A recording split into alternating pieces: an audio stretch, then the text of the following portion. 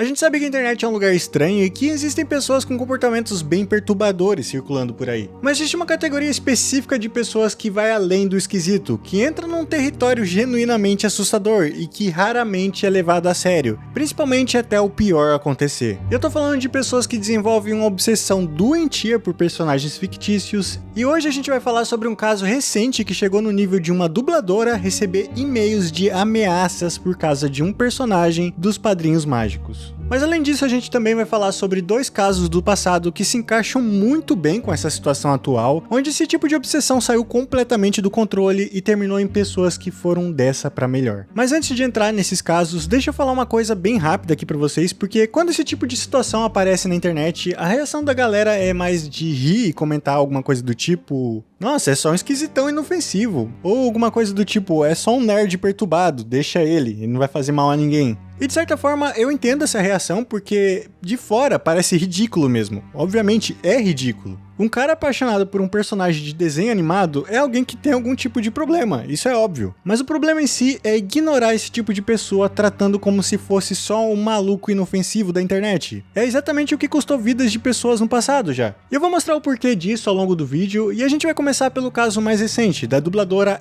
Ashley Crystal Hairston. Pra quem não conhece muito bem, ela empresta a voz dela pro personagem da Hazel, que é uma personagem dos Novos Padrinhos Mágicos, e ela acabou postando publicamente que recebeu um e-mail de um fã obcecado pela Hazel, e o conteúdo desse e-mail é perturbador do começo ao fim. E o cara começa assim: Ashley, da última vez que eu te mandei mensagem, você me ignorou. Eu realmente não gostei de ser descartado assim, então eu vou tentar entrar em contato com você novamente. Já começa com um nível de intimidade que não existe, né? É importantíssimo a gente ressaltar isso, porque ele tá falando com a dubladora como se eles fossem muito amigos, como se eles tivessem um relacionamento, como se ela fosse obrigada a responder ele, e ainda usa a palavra descartado, como se ela tivesse feito algo errado de não responder um e-mail de um cara estranho. Mas continua dizendo assim: você não precisa responder, mas imploro que ao menos ouça o que eu tenho a dizer. Nesse momento parece que ele tá sendo gentil, dando uma opção, né? Tipo, quero falar com você uma coisa importante, então me escute. Mas na prática não é bem assim, porque logo em seguida ele mesmo deixa claro qual vai ser o comportamento dele se ela não responder. Ou seja, a opção que existia ali era uma ilusão. E realmente é um caso de ameaça aqui. Ele vai continuar mandando mensagens de qualquer jeito.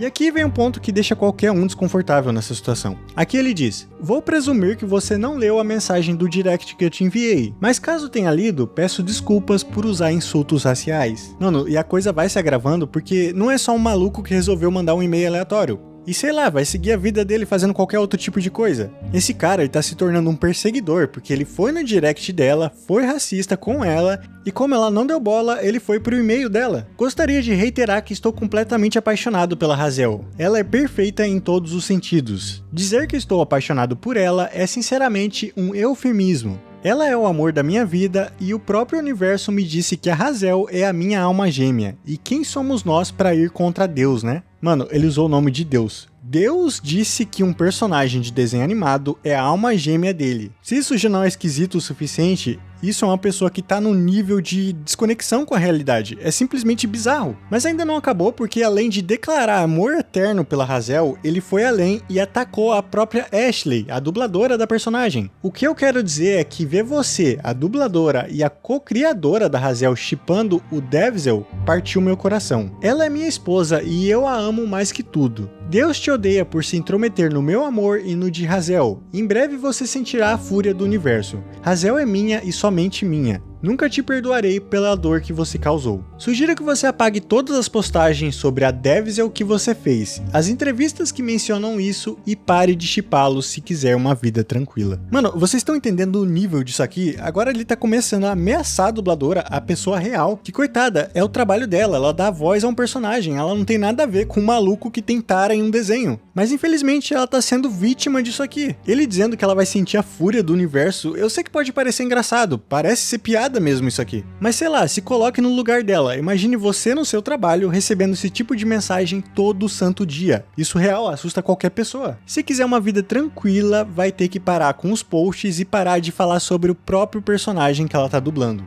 Isso tudo por causa de um ciúme que ele sente de um relacionamento fictício de um personagem de desenho animado que ele criou na cabeça dele. Bom, e pra fechar com chave de ouro, eu acho que pra surpresa de 0 pessoas, aliás, a Hazel tem 10 anos de idade canonicamente. Isso aqui eu nem vou comentar, mas o que eu quero falar com vocês é sobre esse tipo de caso, porque tem gente que vê isso e fala, é só um maluco de internet, ignora que isso tem de monte aqui. Mas é isso que eu quero dizer, esse cara não pode ser ignorado, ele precisa ser denunciado pras autoridades, porque isso aqui é claramente uma ameaça à dubladora. Ou você acha que dizer isso num e-mail pra uma dubladora não é uma ameaça? Quando alguém chega no nível de dizer que outra pessoa vai sentir a fúria do universo, de mandar um recado pra alguém apagar os posts, se quiser uma vida tranquila, isso não é mais só uma fala esquisita de internet. Isso é uma ameaça, ela tem provas sobre isso e ela consegue ir pra justiça. Ela tem os e-mails do cara, tudo que ele escreveu, como ele disse também que foi racista no direct do Instagram, provavelmente ela vai conseguir as redes sociais dele. E pra quem ainda acha que esse tipo de pessoa é inofensiva, eu quero apresentar 2 casos pra vocês do passado que mostram exatamente onde esse tipo de obsessão pode chegar. E pra quem não acredita nessas coisas, vai começar a refletir um pouquinho sobre isso, sabe? O primeiro é o caso do Nicholas Prosper, de 18 anos, que ficou completamente obcecado pela Clementine, uma personagem criança de um jogo de The Walking Dead, e a obsessão dele chegou num ponto tão extremo que ele criou um canal no YouTube inteiro documentando o amor dele pela personagem.